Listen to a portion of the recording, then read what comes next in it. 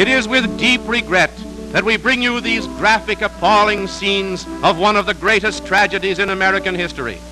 Hundreds of school children and their teachers killed and mangled, some of them literally blown to bits, others crushed by falling masonry, when their new consolidated grade and high school in the center of the rich East Texas oil field was shattered by a terrific gas explosion.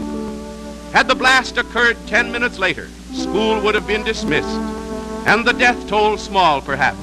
But it struck when only the lower grades and a few others had left, catching almost the entire student body in an inferno of flying debris and falling walls. There was no warning.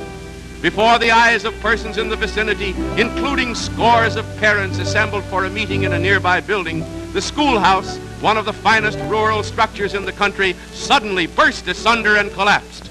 In the remaining hours of daylight and through the long, terrible night, the scenes of the disaster were indescribable, harrowing.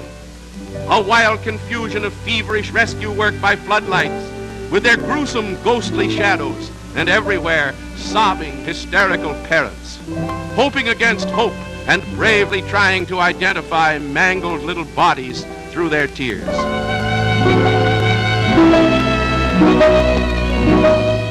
Hour by hour, the death toll rises. The injured, too, as rescue workers from the nearby oil fields uncover the pitiful remains of their children or break occasionally into some living tomb. There's scarcely a home in the entire school district untouched by the disaster. A disaster caused, it is believed, by gas pockets which had collected in the school's sub-basement. In the long list of American catastrophes, this is one of the worst. The entire nation bows in grief.